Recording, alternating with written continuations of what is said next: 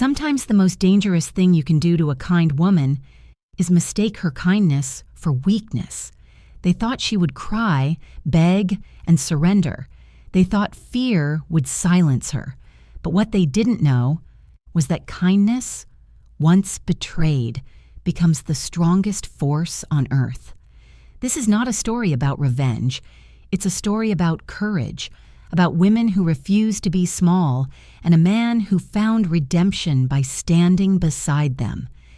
It begins in a tiny restaurant that smelled of coffee, faith, and hard work, a place built by two sisters who believed that honesty could still pay the bills. But one day, evil walked through their door, wearing the face of power.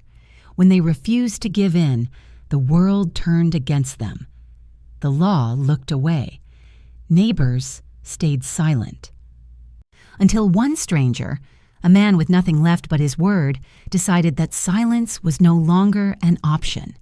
What followed was a week that would test every belief they had about justice, forgiveness, and what it truly means to fight back.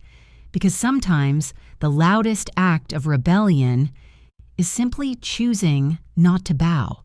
Stay until the end, and you'll see why these two sisters taught their whole city a lesson it would never forget. They messed with the wrong women, and they'll never make that mistake again.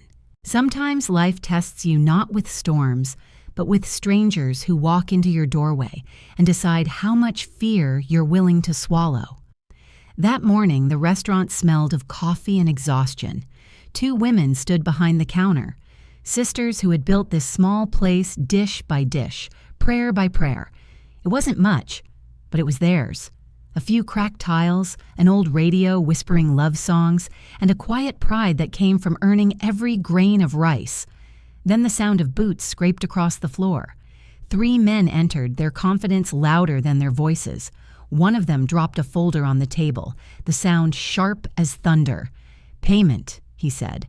No greeting, no smile, just that one word that could crush a week of hope. Alejandra, the younger sister, blinked. "We already paid last week," she said softly, her voice careful, like someone handling broken glass. The man smirked. "The rates have gone up. Now you pay twice a month." It took a moment for the words to sink in. Twice a month. "That wasn't the agreement," she said, trying to steady her breath. He leaned closer. "What did you say?" Her sister Damaris placed a trembling hand on her arm. "Nothing. We'll find a way," she whispered, but even she didn't believe it. The man straightened up, towering. "Not my problem. You have 1 week, or you won't have a restaurant to run." The threat didn't sound like fiction. It sounded like routine, something he'd said to 100 terrified shop owners before. As the men turned to leave, one of them looked Alejandra up and down and laughed. "You want more time? Go out with me. I'll make your little problem disappear." The words hit harder than any shove. Alejandra froze, heat rushing to her cheeks, anger, humiliation, disbelief, all tangled together. "Stop messing around," she said sharply. He laughed again, a sound as empty as his promise. Behind her, Damaris stepped forward, her jaw tight. "You shouldn't play with these things," she said coldly. "They're dangerous." The man's grin vanished. 1 week, he repeated. "After that, I'll make sure you regret this." When the door shut, silence settled like dust. The sisters looked at each other, breath shallow. The kitchen clock ticked too loudly. "We should go to the police," Damaris finally said. "They can't just threaten us." Alejandra gave a tired smile. "And tell them what? That the law belongs to whoever pays more?" She wasn't bitter. She was experienced. They had seen this play out before. Complaints lost in paperwork. Officers shrugging, justice priced per signature. Outside, the street carried on like nothing had happened. A fruit seller shouted. A car backfired. Life rarely stops for someone else's fear. Alejandra turned toward the window, whispering to herself, "We'll figure it out." But the words were fragile things, barely strong enough to hold up a dream. And then, Just as the day began to fade, the door creaked again. A man stepped in, alone, thin, carrying no threat except hunger. His clothes were worn, his eyes steady but tired. "I'm looking for work," he said quietly. Alejandra hesitated. "We don't have openings," she answered. "Just for today," he said. "For a plate of food." Something about his tone made her pause. He didn't beg. He didn't pretend. He simply asked. Damaris frowned. "We barely have enough for ourselves," she whispered. Alejandra looked at the stranger again. "And what would our mother have done?" That single question was enough. She turned back, motioning toward an empty table. "Sit. You'll eat here." The man nodded once, almost in disbelief. Damaris sighed. "If we keep giving away food, we'll have to close this place." Alejandra smiled faintly. "If we close, then we close. But no one leaves hungry." In that quiet restaurant, between cracked tiles and fading hope, something invisible began to shift, because sometimes, the moment you show kindness in a cruel world, the story starts to change. She didn't know it yet. None of them did. But this small act of mercy was about to set everything in motion. A week from now, their courage would be tested, their past would resurface. And those men who thought they could break two women's spirit were about to discover they had chosen the wrong ones. The stranger ate slowly, as if each bite reminded him that survival still existed. The sisters watched from behind the counter, not out of suspicion, but out of quiet curiosity. There was something in the way he held his fork, deliberate, almost respectful, that didn't belong to a man who'd given up. When he finished, he stood and said softly, "Thank you. But I'd like to pay you somehow." Alejandra smiled politely. "You don't need to. It's just food." He shook his head. "No, let me work. Anything. Washing dishes, cleaning floors." Damaris frowned. "We don't need help right now." The man nodded, then said something that silenced them both. "Then let me work for food. I don't need money, just a meal a day." Alejandra hesitated. "Wait here," she said quietly. Behind the kitchen door, the sisters whispered fiercely. "Are you serious?" Damaris asked. "We can't afford another mouth to feed. Look at him, Alejandra. He looks like he just got out of prison." Alejandra folded her arms. "And what if he did? That doesn't make him a monster. It makes him dangerous. Or maybe he's just hungry." They locked eyes, two hearts shaped by the same hardship, but separated by fear and faith. Finally, Alejandra spoke again, calm but firm. "We've prayed for help, haven't we? Maybe this is what it looks like." Damaris sighed, defeated. "You're impossible." "Maybe," Alejandra said, smiling faintly, "but we need impossible people in impossible times." When she returned, the stranger was already cleaning the empty plates. "There's a broom by the counter," she said. "You can start by sweeping the floor." He looked up. "Really?" "Yes, but before you do, I want to know something." He nodded. "Ask." "Who are you?" He paused, measuring the honesty in his next words. "My name is Jose Daniel. I'm a former prisoner." The room seemed to shrink for a moment. Damaris froze behind the door, eyes wide. "I got out a few months ago," he continued. "No one wants to hire me. They see my record before they see me. I was stupid once and I paid for it. I'm not that man anymore." Silence stretched. The only sound was the hum of the old fridge. "If you want me to leave, I will," he said finally. Alejandra took a breath, then extended her hand. "We can't pay you much," she said, "but you'll never go hungry here." He hesitated, then shook her hand, the first handshake he'd received since walking out of prison.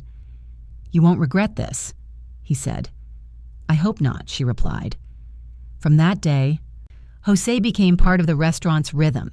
He arrived early, swept before sunrise, fixed the leaky faucet, and guarded the door when night fell. The regular customers started whispering. Some were suspicious, others intrigued. "Who's that man?" they'd ask. "Why's he always standing near the entrance?" Alejandra would smile. "He's our security." And just like that, the man no one would hire became the one everyone relied on. Still, Damaris kept her distance. One afternoon, while drying glasses, she whispered, "You trust him too easily." Alejandra shrugged. "I trust actions more than words." But even she couldn't ignore the tension in the air, because the same men who had threatened them before hadn't disappeared. A week passed, the deadline the collectors had given them. Every creak of the door, every car that stopped outside, made their hearts race. Then, on the 7th day, it happened. The men returned, smirking as if they'd been invited. "Well, ladies," one of them said, slamming his hand on the counter, "do you have my money?" Damaris tried to sound calm. "Please, just a few more days. We haven't sold enough." "I said today," he barked, grabbing a glass from the counter and smashing it against the wall. "You think this is a game?" Alejandra flinched but stood her ground. "You can't threaten us like this." "Oh, can I?" he sneered. "I warned you. You need a lesson." But this time, someone else stepped forward. Jose Daniel. He walked out from the kitchen, wiping his hands on a towel, his voice steady. "Leave them alone." The men turned, confused, then laughed. "What's this? Their bodyguard?" He didn't answer. "You used to rob houses." "Didn't you?" one of them mocked. "Guess prison made you forget who's in charge." Jose's jaw tightened. "In prison, I made a promise, never to fight again. But if you touch either of them—" He paused, eyes cold. "I won't hold back." For a second, nobody moved. The collectors looked at one another, and something in his tone made even them hesitate. Then Alejandra whispered, "The police! Call the police!" One of the men snorted. "You think they'll help you?" But Damaris was already on the phone. Her hands trembled as she spoke to the operator. "Yes, they're here now. Please hurry." Moments later, a patrol car pulled up outside, lights flashing faintly in the afternoon sun. The officer stepped in. "What's going on?" Alejandra spoke first. "These men have been coming here every week demanding money." The collector smiled coldly. "That's a lie. We're just customers." "Then why were you shouting?" the officer asked. The man shrugged. "They owe us a delivery payment. That's all." The officer sighed. "Do you have any proof?" Alejandra hesitated. "They were threatening us." He folded his arms. "I need evidence. Tangible evidence." And just like that, the room fell silent again. The officer glanced at Jose. "And who are you?" "I work here," he said. The officer frowned. "You're that ex-convict, aren't you? Your word doesn't mean much." The insult landed hard, but Jose didn't flinch. He just stood tall. "Hands up," the officer suddenly ordered, pointing at one of the collectors who'd pulled something shiny from his belt. The tension snapped. Everyone froze. And for the first time, Alejandra saw fear in the eyes of the men who had spent weeks spreading it. That afternoon, the restaurant changed forever. Not because the police solved their problems, but because the sisters and the man who ate for a plate of food decided fear would no longer decide who they were. The world didn't know it yet, but the game had just changed. Because when kindness stands up to cruelty, the story never ends the way bullies expect. Fear doesn't vanish just because you call the police. Sometimes it hides behind the uniform that's supposed to protect you. That night, the sisters couldn't sleep. The restaurant was too quiet, the air too heavy. Every sound from the street, every car door, every bark of a dog made them tense. They wanted to believe it was over, that the flashing patrol lights had scared the men away for good. But Alejandra knew better. People like that don't disappear. They wait, they plan, they come back. The next morning, Jose was already sweeping the floor when she arrived. "You should get some rest," she said softly. He shook his head. "I've slept in worse places." Then, after a pause, he added, "They'll be back." She met his eyes, calm, certain, heavy with something she couldn't quite name. "Then we'll be ready." They went to the precinct again that day, carrying what little hope they had left in the form of words. "There's nothing more we can do," the officer said without looking up from his paperwork. No evidence, no arrest. Damaris slammed her hand on the desk. They're extorting everyone on this street. You know that. The officer sighed. Miss, I can't arrest someone just because you say they're guilty. Alejandra leaned forward. Then come Friday. That's when they return. You'll see it for yourself. He hesitated. I can't promise anything. Then don't, she said. Just show up. They left with a bitter taste in their mouths, the kind that only comes from realizing that justice had been bought and sold long before you walked in the room. Outside, Jose waited by the truck. What did they say? Alejandra forced a smile. They'll come. He looked at her closely. You don't believe that. She didn't answer. She didn't have to. By the time Friday arrived, the sisters had done what they always did when life tried to crush them. They prepared. They fixed a small camera near the counter, hid their phones under napkins, and made sure Jose stayed within reach. When the clock struck noon, the sound of heavy boots returned. Well, ladies, the collector said, did you miss us? Damaris gripped the countertop. You're not welcome here, he grinned. That's not how this works. We don't have your money, Alejandra said firmly. We told you that. Then you shouldn't be running a business. He turned to his men.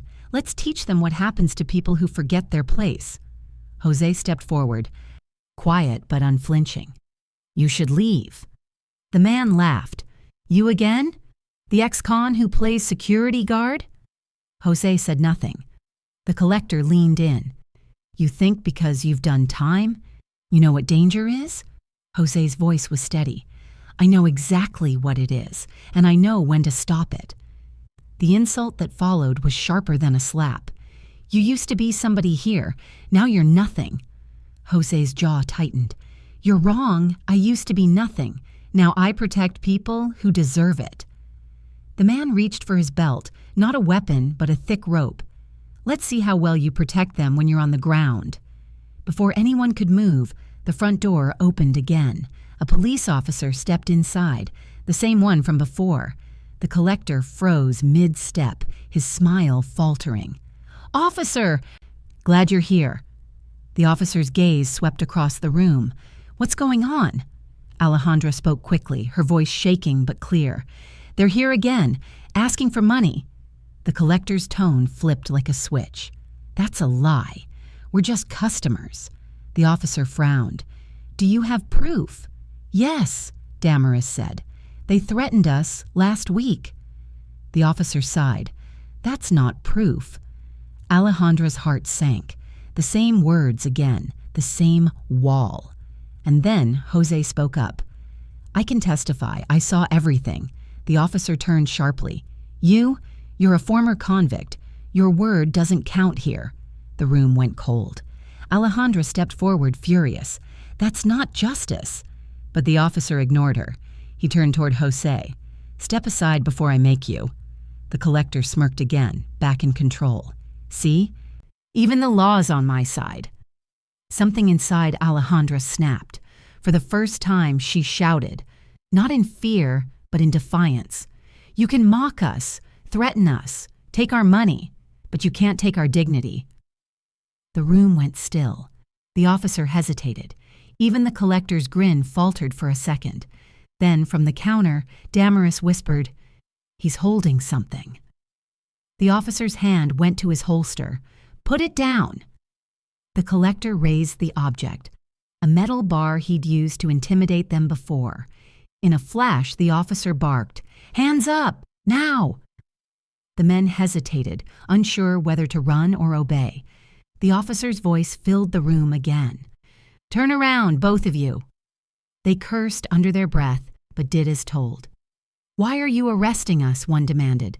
For causing a public disturbance, the officer said flatly.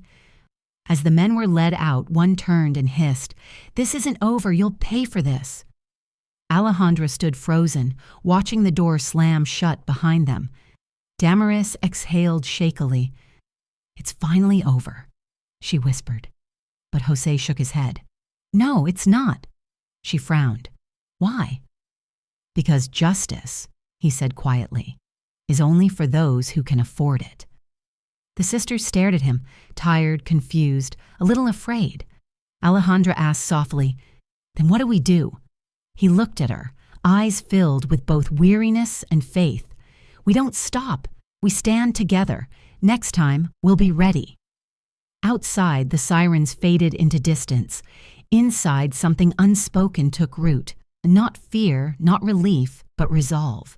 They had survived, and surviving, sometimes, is the loudest kind of victory.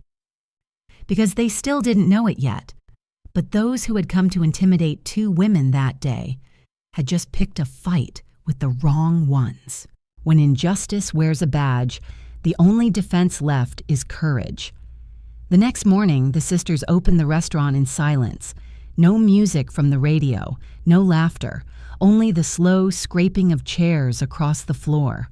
The air still carried the smell of fear. Alejandra poured herself a cup of coffee that had gone cold before she could take a sip. "They'll come back," she said quietly. Damaris looked up from the counter.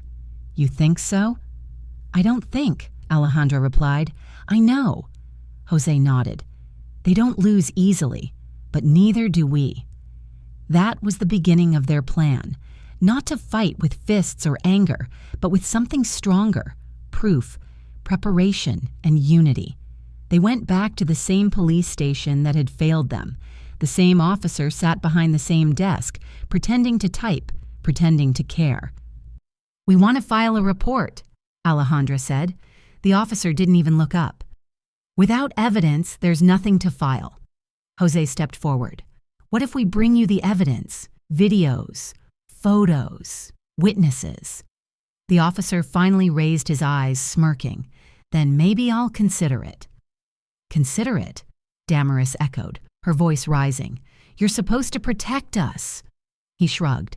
"I protect the law. The law needs proof." They walked out before anger could become something worse. Outside, the heat was unforgiving. Jose turned to them. "We'll make our own proof." Alejandra frowned. "How?" "Cameras," he said. "Phones. Anything we have. If they show up again, we record everything." Damaris crossed her arms. "And if the police don't help even then?" Jose's gaze hardened. "Then the world will see it." Not just them. That was the moment something inside the sisters changed. They stopped being victims waiting for help and became women ready to defend what was theirs.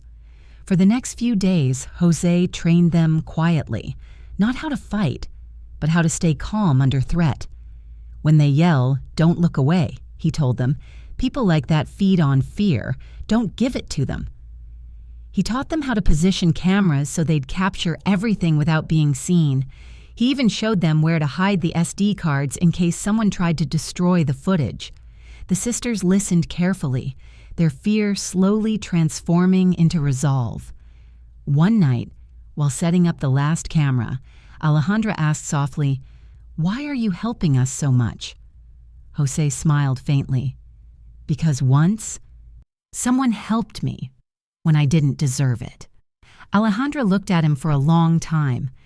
"Do you ever regret what you did?" "Every day," he said, "but regret means nothing if you don't build something better after it." That night, Alejandra couldn't sleep. She thought of the stranger who had once walked in, hungry, and left her with a kind of strength she hadn't known she possessed. Friday came again, the same day the collectors loved to terrorize the street. But this time, the restaurant didn't tremble. The men arrived full of the same arrogance, but something was different. "Where's your money?" one demanded. Alejandra stood behind the counter, calm, steady. "You'll get what you deserve," he sneered. "You still think you can talk back to me?" "Not talk back," she said. "Stand up." The man slammed his fist on the table. "You think that ex-con will save you again?" Jose stepped forward, his voice cold. "I don't save anyone. I protect them." The man smirked. "Then protect this." He shoved a plate off the counter. It shattered on the floor, scattering pieces across the tiles. Damaris didn't move. Her phone was already recording. The man pointed a finger at her. "You'll regret this." Alejandra's voice cut through the air. "So will you." Then the officer entered again, The same one, same smirk. What's going on here? The collector turned, instantly polite. Officer, glad you came. These women attacked us. That's a lie, Damaris shouted. We have it all on camera. The officer paused. His smirk flickered. Camera? Jose stepped closer, holding up the phone. Every second of it. The collector turned pale. You can't use that! The officer hesitated. Then something unexpected happened. Another voice spoke from the door. Actually, said a younger policeman stepping in, they can. He held up a small device. I've been recording, too. Internal Affairs sent me. Seems there have been complaints about you. The corrupt officer froze. The room went silent. For the first time, justice had arrived, not as paperwork, but as people. The collector and his men were handcuffed, furious and speechless. The corrupt officer, trembling, was told to come quietly for questioning. As they were led away, Jose stood beside Alejandra. It's over, he whispered. But Alejandra shook her head. No, it's just beginning. A few days later, the restaurant was full again, not of fear, but of laughter. Customers came not just for food, but for the story. The story of two women who refused to be silent. One woman placed her hand over Alejandra's and said, "You made us believe again that we don't have to be afraid." Jose smiled quietly from the doorway, watching the sisters greet every guest like family. Damaris walked up to him. "You're leaving, aren't you?" He hesitated. "I was thinking about it." Alejandra looked up from the counter. "Then think again," she said, "because we still need you." He met her gaze, not as a stranger or a former prisoner, but as someone who had found his place again. "Then I'll stay," he said softly. Outside, the sun began to set, painting the street gold. For once, it was quiet. No footsteps of fear, no shouts of power, just peace. The kind of peace you earn when you refuse to surrender. Because justice isn't given, it's made. And sometimes, it's made by women who refuse to be broken. They had been tested, threatened, and nearly destroyed. But now the world would remember them by one truth. They messed with the wrong women. Morning came quietly. The first light brushed the cafe windows like an apology for the chaos the street had seen. For the first time in months, Alejandra and Damaris opened their restaurant without fear. The air no longer smelled like worry. It smelled like coffee, bread, and peace. Alejandra wiped a table near the front door and whispered, almost to herself, "It's strange. When you stop being afraid, the world looks different." Damaris smiled. "It's because we finally made it through." Behind them, Jose was repairing a broken chair, the same one that had splintered when the collectors tried to flip a table weeks before. His movements were calm, steady. It felt symbolic somehow. A man once broken, fixing something that could still stand. He looked up and said softly, "I told you they'd come back. But I also said we'd be ready." Alejandra turned, her voice warm. "You were right about both," he chuckled. "It feels good to be right, for once." The three of them shared a quiet laugh. Later that afternoon, a small crowd gathered outside the restaurant. Neighbors, shop owners, and families came to thank them. Some brought flowers, others brought words. One older woman hugged Alejandra tightly. "Because of you," she said, "they stopped asking us for money. They were afraid to come back." Alejandra smiled, though her eyes watered. "We didn't do it alone. We just stopped hiding." A man from the bakery across the street added, "You reminded us that silence protects no one. When you stood up, you stood for all of us." Even Jose, who usually avoided attention, found himself surrounded by grateful strangers. "You're a hero," a young boy said. Jose laughed gently. "No, kid, heroes don't make mistakes like I did." Alejandra interrupted. "Then maybe heroes are just people who learned from them." He froze at that, the words landing deeper than she knew. That night, when the restaurant finally closed, the three of them sat outside on the curb, sharing a pot of leftover soup. The street was quiet except for the soft hum of crickets and the distant sound of a bus. Alejandra stared at the horizon. "You ever wonder why we had to go through all this?" Jose shrugged. "Maybe because some lessons are too heavy to learn in peace." Damaris sighed. "I used to think kindness made us weak, that helping people who didn't deserve it would destroy us. But I was wrong. Kindness is what saved us." Alejandra nodded. "We fed a stranger that day and got back our courage." Jose smiled faintly. "And I found something I didn't think I deserved, a place to belong." For a long while, no one spoke. They didn't need to. The silence said everything. The following week, the news spread, not on TV or radio, but through whispers, through stories told over dinner tables and late-night walks. People called them the sisters who fought back. The video evidence had gone viral in the neighborhood chat groups, and even the local newspaper printed a short piece. 2 women expose extortion network with the help of a former convict. But fame wasn't what they wanted. All they'd ever wanted was peace, fairness, and the right to keep what they'd built. One evening, while cleaning up, a letter arrived, stamped and official. It was from Internal Affairs. The corrupt officer who had ignored their calls was now under investigation. The collector gang had been charged and would remain behind bars. Damaris read the letter twice before whispering, "It's really over." Alejandra smiled, tears glimmering in her eyes. "It's not over, sister. It's just justice catching up." She placed the letter on the counter and whispered a prayer. Not for revenge, but for peace. Later that night, as the city lights dimmed, Jose stood outside the restaurant gate. Alejandra joined him, arms crossed against the breeze. "Are you still thinking of leaving?" she asked. He hesitated. "I thought about it, but maybe I'll stay. Not because I have nowhere else, but because I finally want to." She looked at him, smiling softly. "Then stay. We need someone who knows how to fight and when not to." Jose chuckled. "I can do that." Damaris poked her head through the door. "Hey, lovebirds, we still have dishes to wash." Alejandra laughed. "We're coming." They went back inside, the warm light spilling through the window onto the street. A symbol that this small restaurant, once shadowed by fear, now stood as a beacon of hope. People think power means money or muscle, but sometimes real power is a camera phone, a witness, and a heart that refuses to stay silent. The sisters didn't become heroes overnight. They didn't win with force. They won with proof, persistence, and compassion. The 3 things that terrify bullies the most. They taught their neighborhood that courage doesn't roar. Sometimes it simply refuses to back down. And as for Jose, the man who once believed his story had ended, he learned that redemption isn't given. It's earned, one choice at a time. The restaurant stayed open. The sisters stayed strong.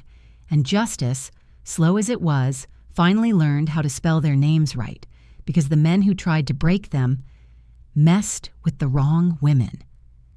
Kindness doesn't make you weak. It makes you unstoppable. When you choose to stand for what's right, even the smallest voice can shake the walls of corruption. So feed the hungry, help the stranger, and never forget, silence only helps the ones who cause harm. They messed with the wrong women.